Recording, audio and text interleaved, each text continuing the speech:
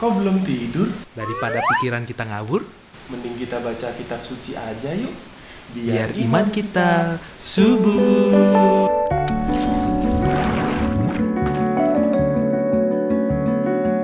Bapak Ibu dan saudara-saudari sekalian, marilah kita mendengarkan bacaan untuk esok hari, peringatan Santo Ignatius Loyola. Bacaan Injil diambil dari Injil Matius bab 13 ayat 54 sampai 58. Pada suatu hari Yesus kembali ke tempat asalnya.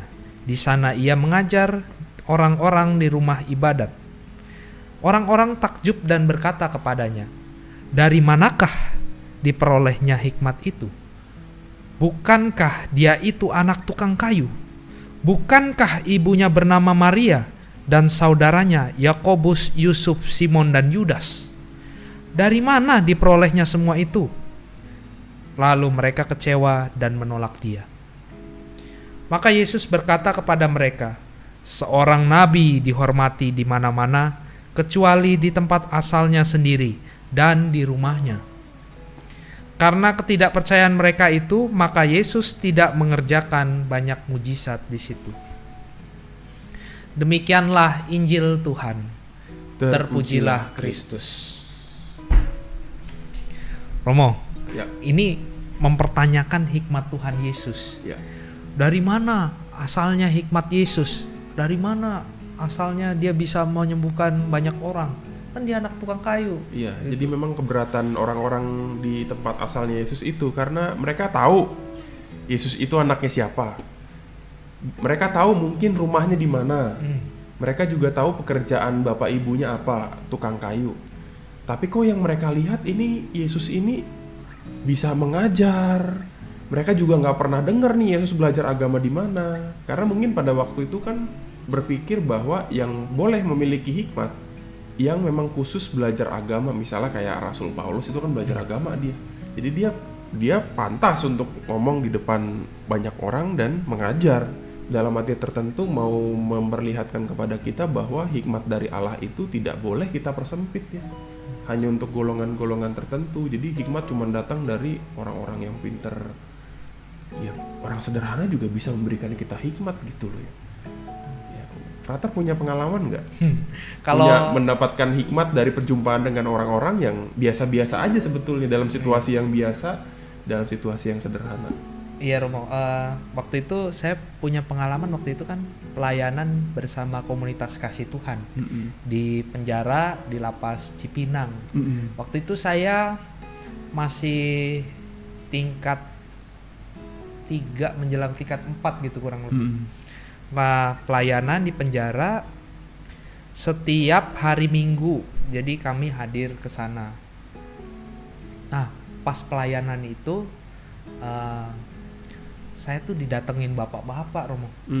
Bapak-bapak dia warga binaan ya di sana, kurang lebih udah menjalani masa hidup di sana gitu selama 2 atau 3 tahun gitu kalau tidak salah. Lalu setelah itu bapak itu deketin saya, Frater, saya mau cerita dong. Cerita apa nih Pak? Iya, saya mau ngobrol-ngobrol deh, mau tanya gitu. Waktu itu dia langsung bilang sama saya, "Frater, gimana ya Frater, saya dalam kebimbangan nih." Kebimbangan gimana Pak maksudnya? Saya kan sudah menikah, udah punya anak. Istri saya nih minta cerai dari saya karena saya ditahan di lapas, mencoreng nama baik keluarga istri saya, mencoreng nama baik keluarga. Maka orang tua istri, mertua saya meminta supaya istri saya itu mengajukan cerai kepada saya. Nah, yang saya bimbangkan gini, Frater. Kalau saya sih sebagai orang Katolik saya nggak mau cerai, karena kita kawin di gereja kok, udah janji di hadapan Allah. Gitu. Nah, saya tuh bingung Romo, harus jawab apa gitu kan. Saya tanya, yang diminta istri bapak apa? Oh iya, jadi dia tuh minta saya tanda tangan surat cerai sipil gitu. Nah tapi kan saya sendiri keberatan, nggak mau gitu. Lalu nggak tahu dari mana tuh kayak ada celing gitu Romo. Nah, terus saya bilang sama bapaknya, "Pak, bapak kan masih dalam masa tahanan di sini. Berarti satu, situasi Bapak itu sedang tidak bebas. Dalam artian kalau Bapak menandatangani surat tersebut, Bapak dalam situasi tertekan dan paksaan. Nah itu kan tidak bisa melakukan perjanjian atau melakukan sesuatu dalam situasi kayak gitu. Mintalah waktu sama istri Bapak diurus semuanya setelah masa tahanan ini berakhir, sehingga dalam situasi bebas. Mungkin bisa ngobrol lagi, bisa dipersatukan lagi gitu. Itu yang pertama. Lalu yang kedua, Bapak kan diminta surat cerai sipil gitu. Nah, dalam situasi surat cerai sipil itu tidak memutus perkawinan gereja Katolik, status perkawinan gereja Katolik. Jadi Bapak masih bisa sambut komuni meskipun surat cerai sipil itu keluar. Pada saat pertemuan minggu depannya ketemu lagi, gimana Pak? Iya bener loh Frater, istri saya datang, saya tuh takut tadinya, dia datang, bener dia datang ngajuin surat cerai gitu. Ya, saya bilang saya nggak mau tanda tangan, nggak bisa gitu. Nah, sehingga dia punya persiapan batin dan merasa yakin bahwa apa pilihan ini benar gitu. Dan menurut saya ya dari mana hikmatnya itu datang? Saya kan juga bingung. Saya umur 23 gitu ya Romo, situasi keluarga saya nggak tahu gitu.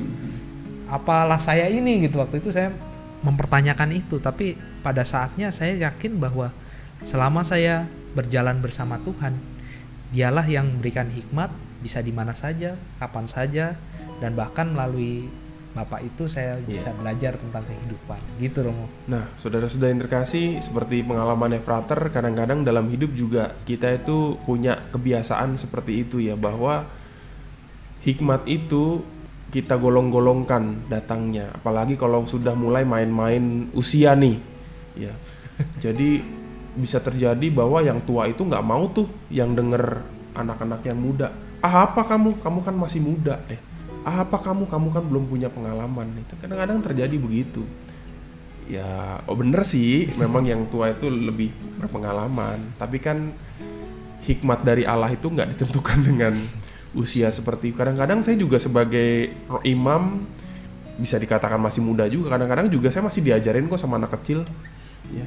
Muncul hikmat itu dari Tuhan lewat sentuhan dari anak kecil ya. Waktu dulu saya masih merokok misalnya, pernah saya tuh ditegur sama anak-anak, Romo kok merokok? Wah itu itu kan teguran anak kecil gitu, menegur saya yang udah gede gitu. Yang saya sadar bahwa memang itu pilihan saya untuk merokok, tapi kan ditegur gitu. Oh iya juga ya, memang hikmat itu nggak bisa dibatasi dengan standar umur ya. Ketika Frater juga belajar dari Bapak tadi, dan mungkin Bapak juga tadi juga belajar dari Frater juga. Jadi kalau Yesus itu tidak dihormati mungkin karena ada persepsi semacam itu ya, bahwa yang muda itu nggak pantas untuk bicara seperti itu.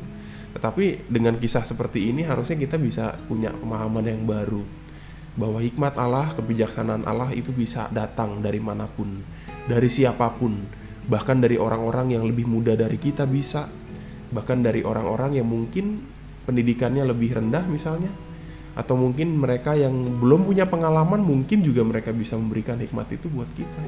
Tergantung bagaimana kita mau terbuka terhadap segala macam karya-karya yang mau Allah sampaikan kepada hidup kita lewat berbagai macam cara. Baik Bapak Ibu, mari kita hening sejenak.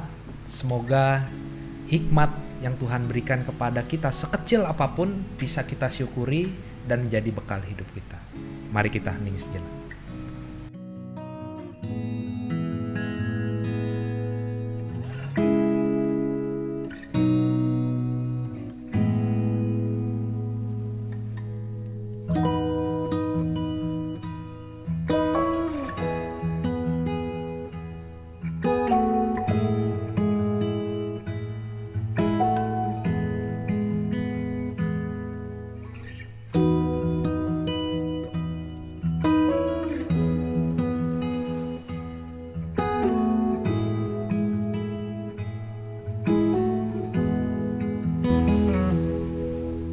Bapak Ibu dan saudara-saudari sekalian, marilah kita berdoa tobat untuk menutup hari kita.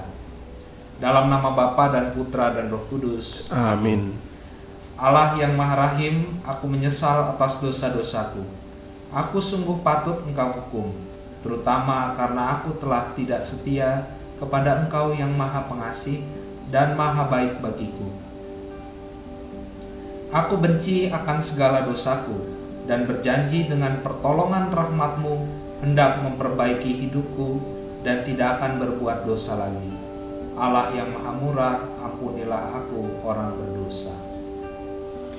Tuhan sertamu Dan sertamu juga. Semoga kita sekalian, istirahat kita pada malam hari ini dilindungi oleh berkat Allah yang Maha Kuasa, Bapa dan Putra dan Roh Kudus. Amin. Selamat istirahat. Selamat tidur.